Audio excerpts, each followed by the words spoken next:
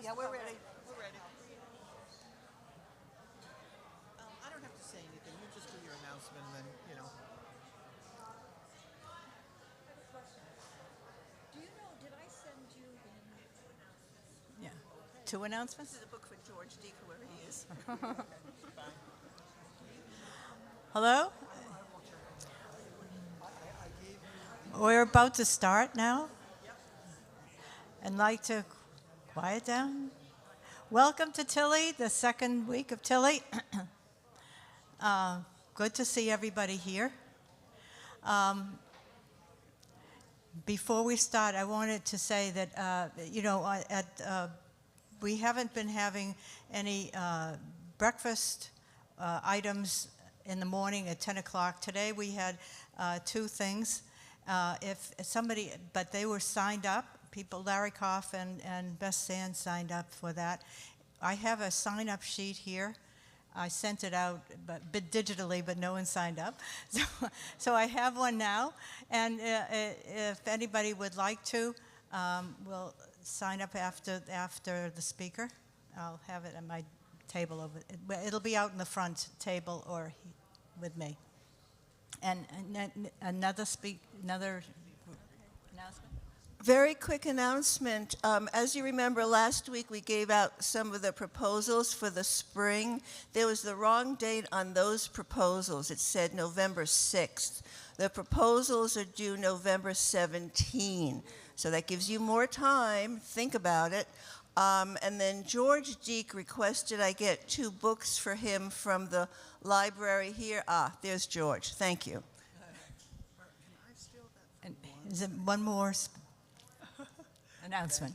Thank you. Thank you. Good afternoon, everyone. Forgive me for taking advantage of this wonderful, caring, captive audience. As you come in every Thursday, and every time you're in the temple, you'll notice in the corner that we have our food donations for the Greater Boston Food Bank. We always invite you to bring in non-perishable goods that we can distribute to the Greater Boston Food Bank. That's been a good idea up until this point. Now it's a necessity for our greater community as we see SNAP benefits being taken away by those in our community, and we're really about to feel that pinch, that pain of food insecurity. So I implore you to, if you can, add any juice, add any extra little bit goes a long way as we gather food to feed those who are in desperate need in our community. So appreciate the efforts. Thank you so much. And now Bob will announce our speaker.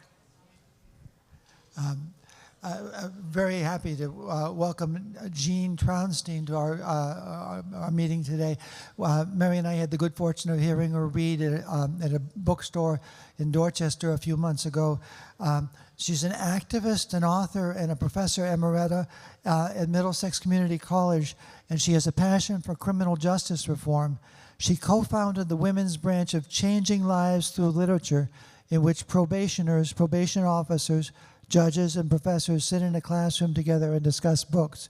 And she'll be talking about her 2024 story collection, Motherlove, and her 30-plus years working in the criminal justice system. And she's got a stack of books up here.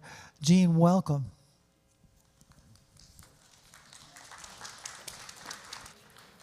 Thank you, Bob. Can everyone hear me? Okay. So, first of all, I want to explain to you why these books are free, and there are a few left.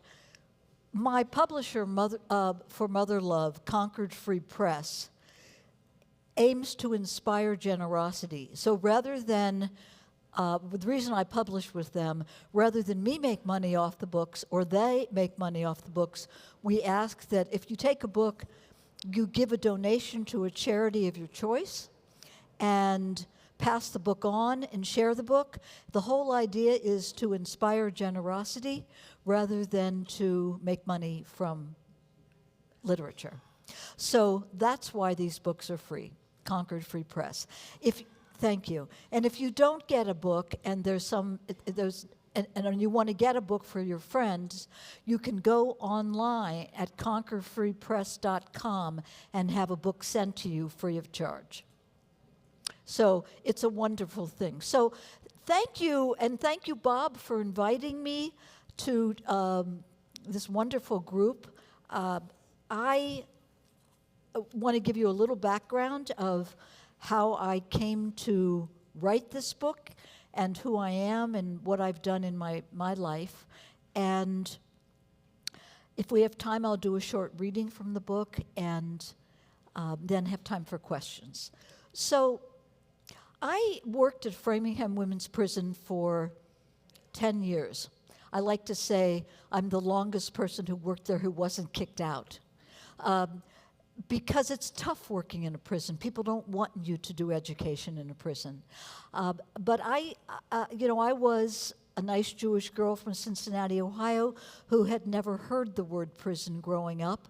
And when I came to Massachusetts, someone offered me a job. I was teaching in a prison, and I took it, and it changed my life. From the moment I experienced being searched behind bars, I realized what the women who lived behind bars went through. And that was in 1986. And thus began my journey of working with women. And I come from a theater background, so my venue, my way of reaching women, was through education, through classes, and then eventually, actually not so eventually, pretty quickly, I began directing plays at Framingham Women's Prison. And my first book, some of you might have heard of it or seen it, was called Shakespeare Behind Bars. And that was about my work doing theater with women in prison for 10 years. I got to know a lot of women. I got to know a lot of issues about women through directing plays. My idea was always to use classic texts. So that's why I did Merchant of Venice. And I did eventually Lisa Strada, Mad Woman of Chaillot, and Scarlet Letter, and many other classic texts that were adapted for women behind bars. And as I was doing this, of course, when you do this work, it was very lonely in the beginning because no one else was doing this. In fact, I found out later, much later, that I was apparently the first person in the world to direct a Shakespeare play in a prison, which I had not known at the time. You know, I'm sure you're all aware of this. When you do work, you're doing the work. You're not thinking, what am I doing? You're doing it because it's what you're doing. There are many places that use Shakespeare, but people had not directed a play. So in the early days, it was lonely. I didn't really know people. Eventually, more and more people began to do this work of theater behind bars. There became networks, people connecting, a wonderful program in Kentucky, Shakespeare, also called Shakespeare Behind Bars, interestingly enough, for men. I connected with, and many people, and we did a book eventually called Prison Theater with people all over the country who have done theater behind bars. It's a difficult task because you're battling, in a sense, an administration that doesn't really want you there. It wants everything to be status quo. And what education does is challenge the status quo. And so education uplifts and makes people think.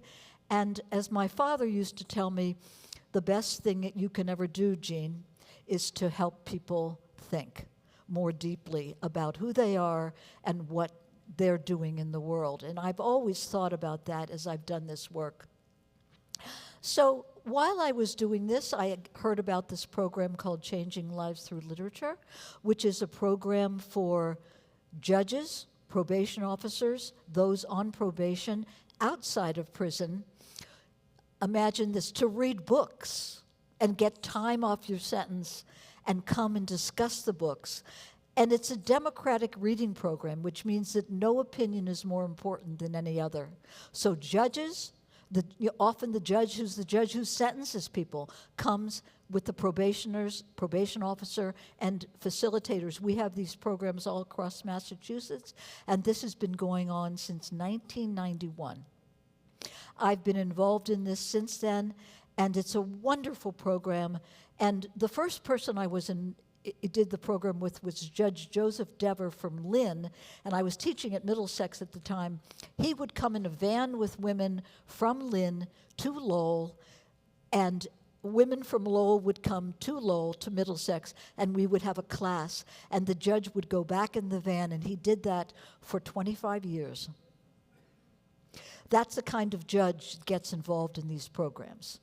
Judge Dever used to say, this is the joy of my judgeship. What happens is that I continue always to be involved in programs that help people think differently about those we hold in our prisons. And that is what got me to Motherlove. I'd written before Motherlove 6 books. The 7th, Motherlove, was my first fiction. And what happened is that you probably, just not to make you feel dumb, but some of you might not know the difference between probation and parole. So let me explain this to you quickly. Probation, most people on probation get probation before they go to prison, instead of prison, in lieu of prison. If you are on parole, you have been in prison and you get out with the ability to serve the remainder of your sentence in the community under close supervision by a parole officer. That is what parole is. And so we have, for those who've committed life crimes, i.e. murder, manslaughter, we have a parole board in Natick that hears these cases, and anyone can go to listen to a life or parole hearing. I, being who I am, after I wrote the book called Boy with a Knife, which is about a young man who killed someone when he was 16 and actually had to go to an adult prison, I got very interested in parole, and because he wanted parole. And so I started going to these hearings, and I have been to 50 parole hearings. And the reason I go, and the reason I'm involved with that, is to keep the parole board honest. They need to see, and you should all go to a parole hearing, they need to see that people actually observe them, that the community is interested in what we do with those who seek to get out of prison, what their stories are, whether they should get out of prison, will they be safe. And the parole board right now is kind of a mixed bag. We've gone through all different kinds, but I went to these hearings. That's the point I'm trying to get to. And at one of these hearings, the hearing was of a young man named Kima Mack, juvenile. So in Massachusetts, and as in the country, what happened in Massachusetts was 2016, but it was before that in the whole country, 2012. Could be 13, I might have mixed that up, but around 12, 13, we decided that juveniles should not be sentenced to life behind bars, juveniles who've committed life crimes, that they should have the eligibility to see parole. The eligibility, not guarantee, eligibility to get out. If they've done a good job when they've been behind bars for 15 years, they would have the eligibility to get out and serve the rest of their life in the community. So Carter, the young man, he had written me a letter. We corresponded for 6 years. And in the process, before I actually wrote the book about him, I went to his parole hearing. And I went to many of these parole hearings. They were juveniles. They had been 16, 15 at the time of their crime. One was named Kima Mack. Kima, I didn't really know about his case, but he had killed someone. When I got there, if you have your phone on and you wouldn't mind putting it on silence, I would appreciate it.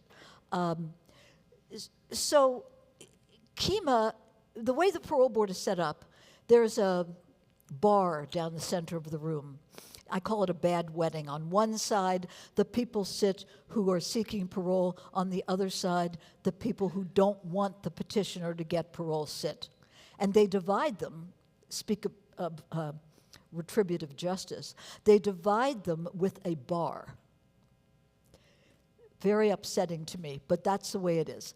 And so Kima's family was sitting over here, and I, as a journalist, reporter, writer, I often sort of sit in the middle. I try to, but I'm usually on the side of the supporters a little bit. And all of a sudden, in the middle of the hearing, there's a format for the hearing. You know, you go through it, the question, the person who wants parole, the petitioner, and so on. You go through that. And then the family or whoever else gets a chance to speak. So all of a sudden, Kima's mother, I didn't know it was his mother at the time, but his mother just stands up in the middle of the hearing and turns to the other side, and she asks the mother of the person her son has killed for forgiveness. She says in the middle of the hearing, "I am so sorry for what my son did. I have wanted forever to be able to say this to you. I'm sorry." And the parole board doesn't know what to do. They're like stunned into silence. These two women are having a conversation. And it is one of the more profound things I've ever seen, where there is really a sense of restorative justice, where people are talking. Because, you know, the way it works is the family over here is not allowed to talk to the family over here. You're not allowed in Massachusetts and in most states. You're not allowed to have any contact. That's the way we set it up. So that happened. People were very moved. They actually went into a room afterwards and continued the conversation. And I was so moved by that, I went home and I wrote something. It was nonfiction, it wasn't fiction, about Kima and about the hearing, and I posted it on my blog. And someone sent it to Kima, and he did get parole. And it just haunted me for a couple of years, that whole situation. I didn't feel I had told it as truthfully as I could tell it. Now, this is a funny thing about writing, those of you who are writers, and I'm sure many of you are. Sometimes fiction is closer to truth, than fact. At least that's how I feel. I can get closer to the truth. So I wanted to tell more about this. What I imagined was the story of that mother sitting in that room. What did she feel like? What was it like to go to her son's parole hearing? Nobody had written anything about the mothers of those who have killed people. So I took this story and I began to think about it, and the first thing I landed on, and this is part of my theater background, was a hat. I imagined, and I called her, I didn't call her her real name, I called her Marie. I imagined Marie in front of a mirror getting ready for the hearing, putting on a hat.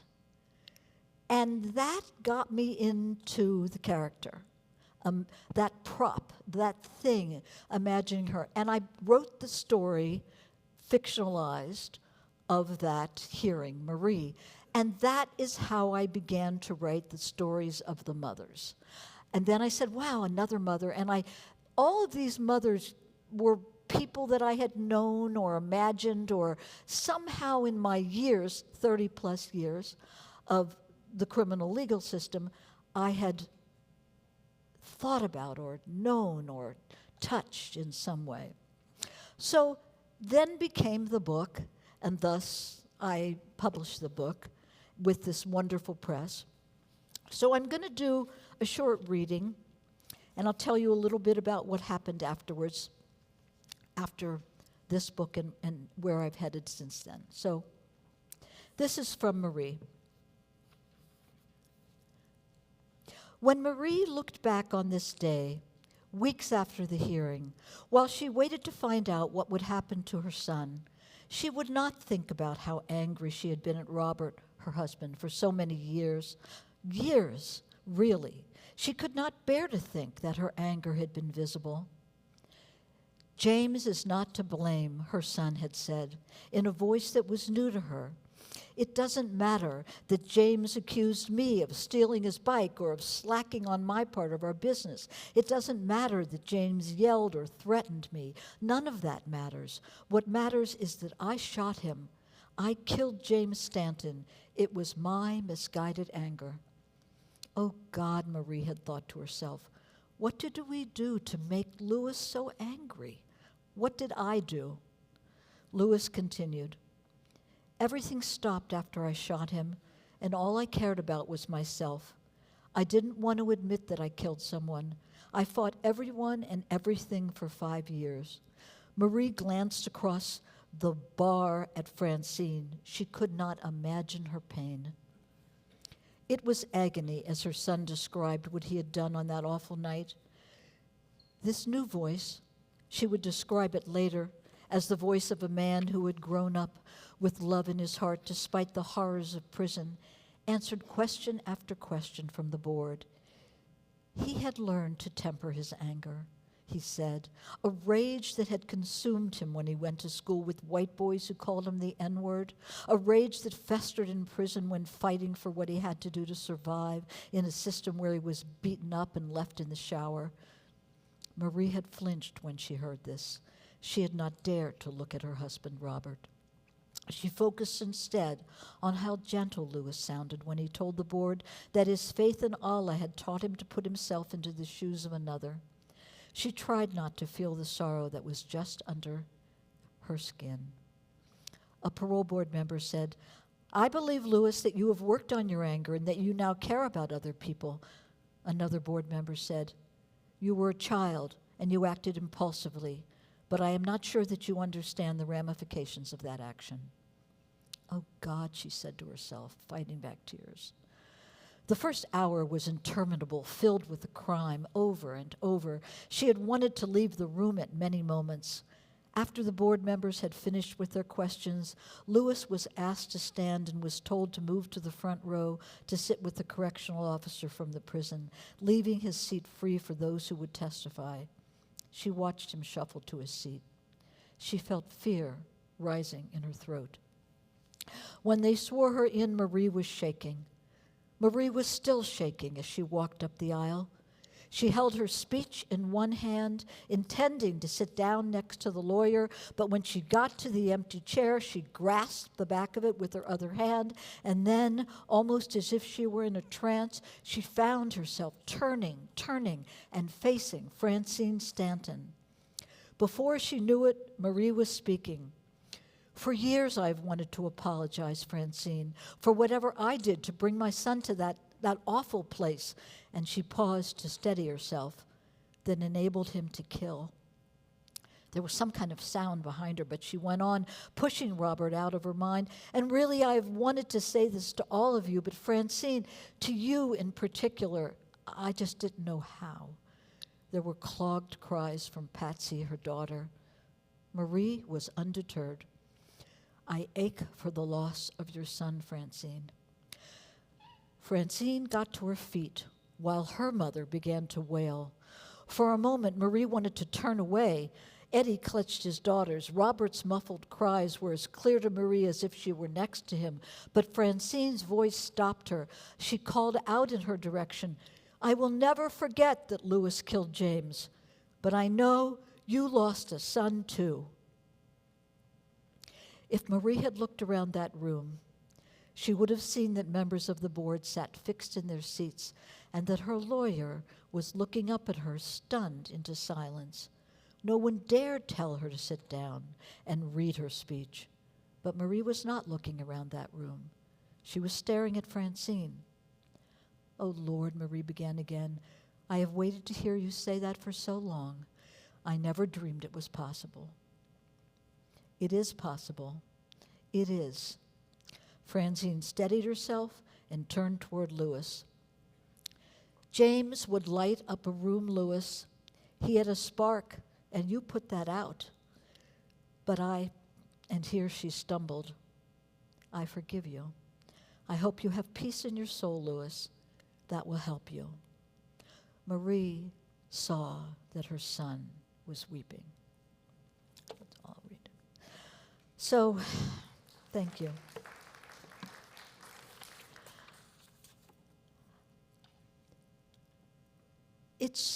it's a it's a blessing to be involved with people who I know so deeply have changed their lives, who fight for their children. And when Kima came out of prison, he contacted me. And the first reading I did, which was at Porter Square Books, Kima came with me. And it was wonderful, he and his mother. And when I do readings from this book, most of the time, when I've done readings, I should say, I have a mother and a son come to the reading.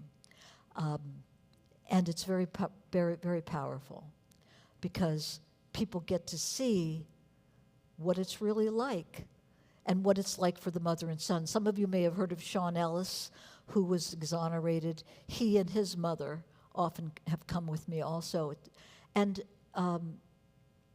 sometimes it's really fun to watch them, like Jackie, Sean Ellis's mother.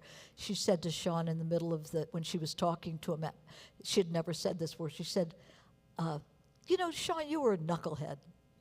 And, you know, it's great. You know, the mothers, they go through a lot. What do they go through? I'm sure many of you can imagine. They love their child unconditionally. They are furious, resentful, hurt, and they support their kids, all mixed up into one. Sometimes they'd stay away, and sometimes they do everything in their power to go as much as they can to visit their child behind bars. So that's why I wrote this. It did get me into writing fiction, and God knows how I could have done this, but I wrote a novel. I mean, it was like the most impossible thing I have ever done in my life, and I don't know if I could ever do it again. But I wrote a novel, and I brought this is coming out next May, and I brought the galley to show you just because I think it's beautiful. Sounds like trouble to me, and it's about, what do you think? It's about the prison system, but here's the twist.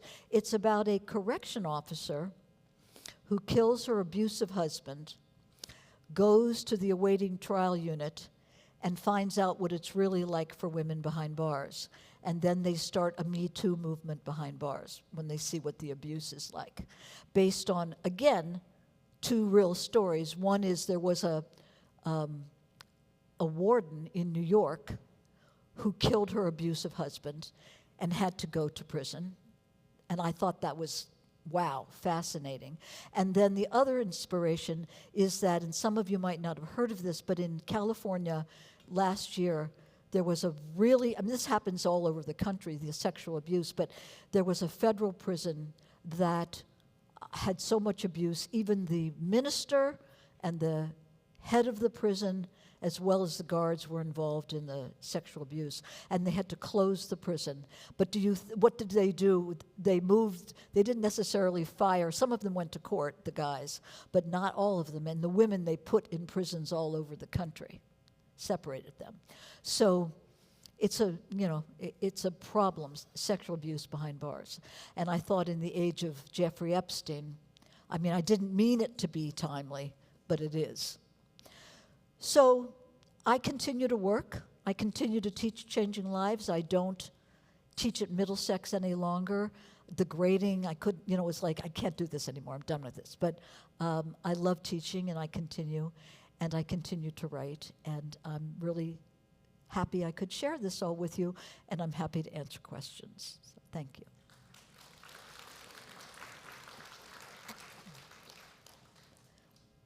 Either can you talk really loud, or?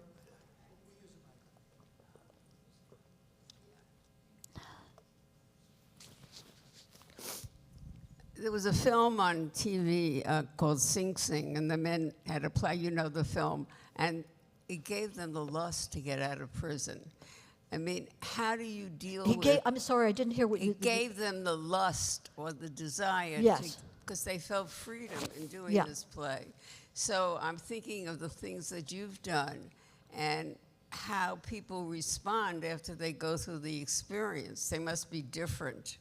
And how do they deal with not being able, and how do you deal with not being able to get out of prison? Well, some of them do get out of prison. A I lot know, of them do. yeah. I mean, there was the one guy in Sing Sing who didn't. And by the way, I know the person who started that program at Sing Sing. He was part of our group of people in the book I mentioned, Prison Theater, Brett Buell, his name is. He wasn't really represented. But in terms of your question, what doing theater does for people, and I think the arts in general, gives people hope. It gives people belief in themselves.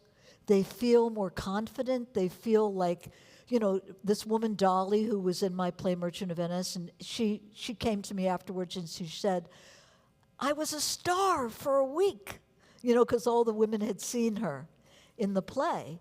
And it doesn't go away. It's like a building block. I mean, the idea of changing lives through literature, I've always thought our title was a little grandiose. You don't necessarily change a life in one book or in one course, but you build. And I think the people who take part in these programs, they're dealing with their lack of freedom every minute. So to feel free when you're on the stage, or to feel free in those moments when you have, this experience of yourself as other, and in a classroom where guards are not watching you every minute, those things help you sustain you. I think it sustains you. Years later, I get notes from people. I had an amazing experience this year, from people who were behind bars. One woman who was in one of my plays, I did a rap version of Taming of the Shrew, and it was called Rap Shrew. It was a lot of fun. And she had a little cap. It said the Shrews, and her name is Angie Dickinson. Angie Jefferson. Sorry, not Angie Dickinson. Senior moment. Angie Jefferson. She was in prison for 30 years and is now out.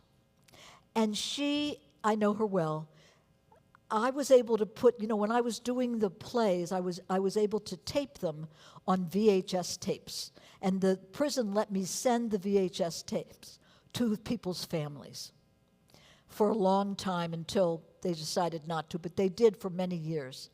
And so I digitized the tapes finally, and I invited her and a couple of other people to my house, and she got to watch herself 30 years before in Rap Shrew.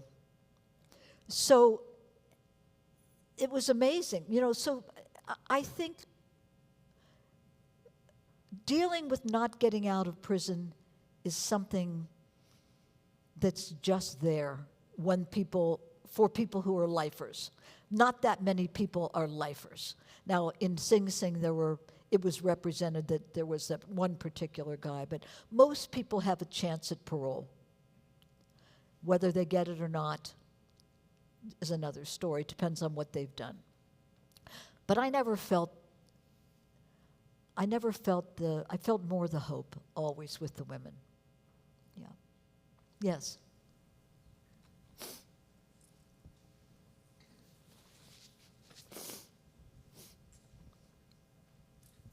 This should be really quick. Are you familiar with The Hag Seed by Margaret Atwood? No.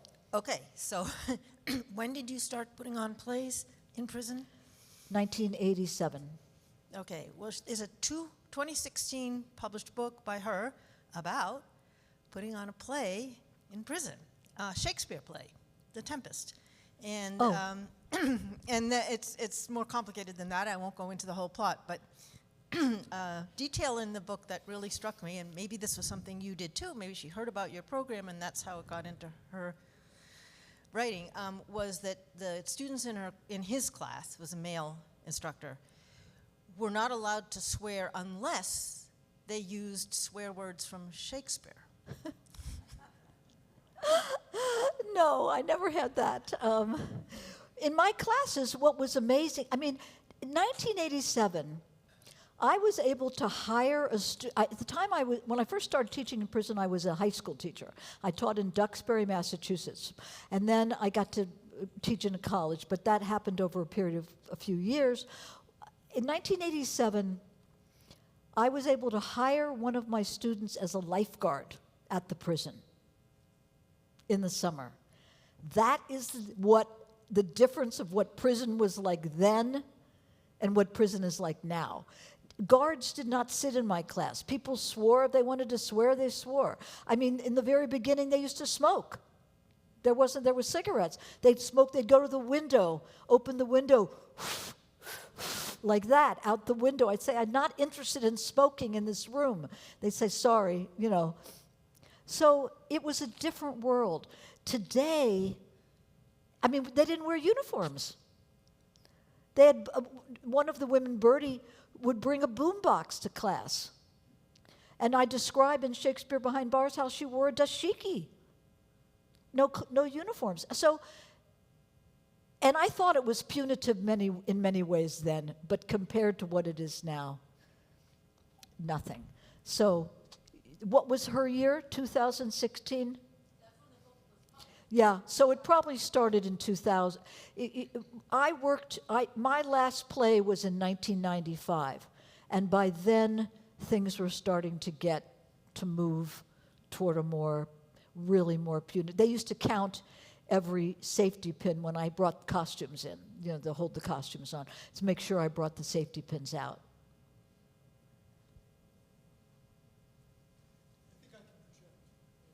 We have, in what you, so obviously in what you've done and what you've listened to, and you're face to face with problems of good and evil in this setting, I would say.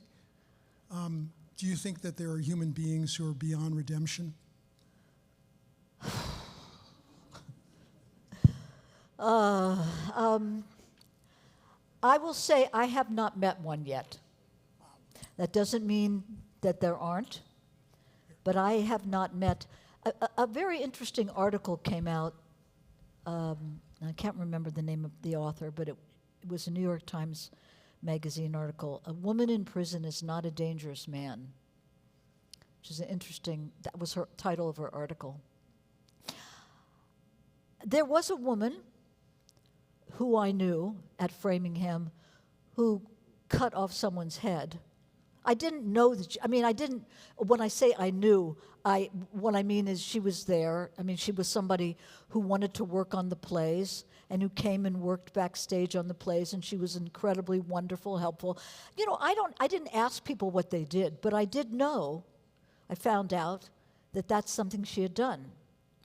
Now, what her journey was when she was at Framingham, I don't know. Did she come to grips with that? I imagine so, to some degree. But I don't know. I mean, I'm not a psychologist. I don't say there aren't people who are sociopathic. There aren't, you know, there are lots and lots of people in the world.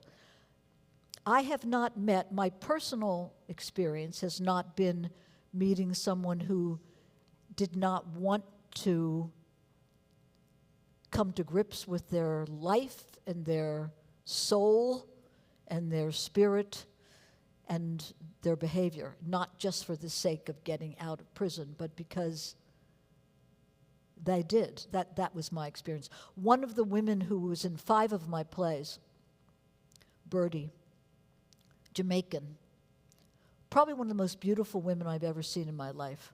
And by the way, the women just look normal. They don't look like any kind of weird, giant, you know, tall Amazon creatures or something. They're just human beings. And Bertie had killed her child, baby. And I never knew how. She was in 5 of my plays. I never knew how. Dolly, one of the other women, told me later. The only reason I knew that she'd killed her play because it was through the prison grapevine, and she ended up starting to write about how trying to go through what had happened and all of her guilt, and she wrote in a journal much. And Dolly said that she had rolled over on a waterbed in the middle of the night and killed her child. And I didn't know if that was true or not. But I will tell you that this year, I got a note from Bertie and she said to me, "You changed my life. I think about you all the time." She didn't tell me where she was. She didn't say, "I tell my kids about you." I sent her pictures of herself in plays from then, so she could show her kids.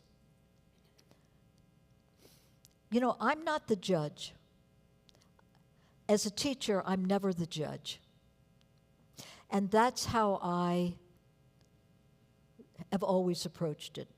I am there, just like with my students in a regular classroom. I would never ask a student in the classroom, I can't even imagine what some of my students have done. I don't want to know. And that's not my job. So that's how I approach it. With Changing Lives, there's a judge in the classroom. He can be a judge if he wants to in the classroom. I'm not going to, he can do whatever he wants. He's not. But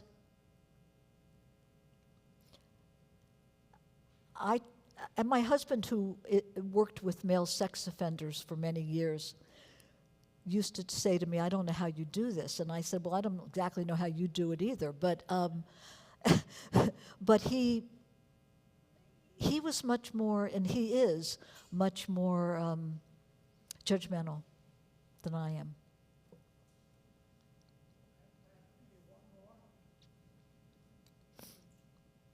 I think, yeah.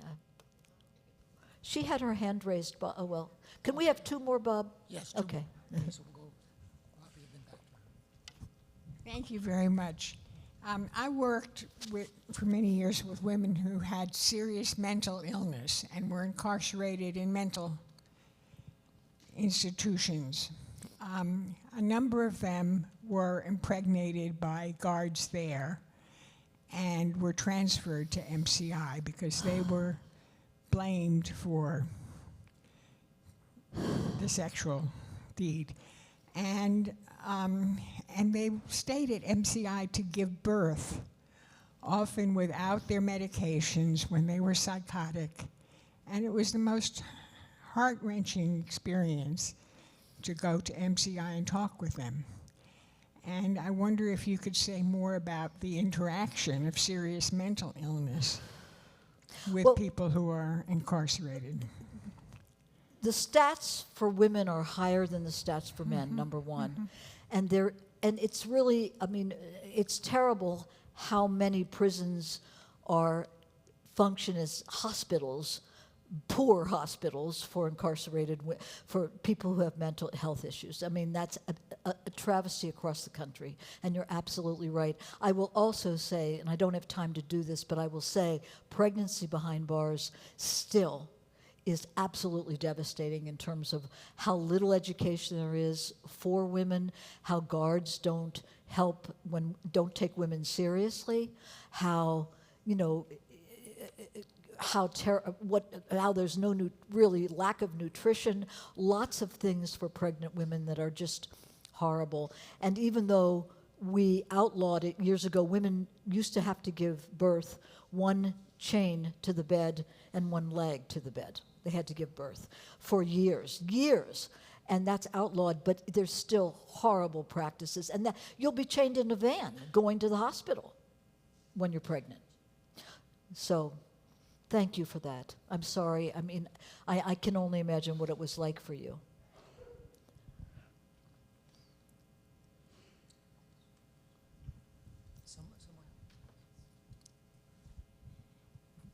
I saw the movie Sing Sing. I don't know when it was made. Sing Sing? Yes. Recently. Yes, I saw it last year, I think, a couple of years ago. And you could see it was done beautifully. You could see how some of the inmates transitioned to gaining self-awareness. It was remarkable. Yeah. It's a good experience to have that film under your belt. I'm glad you watched it. Yeah. So thank you very much, everybody. I really appreciated being here.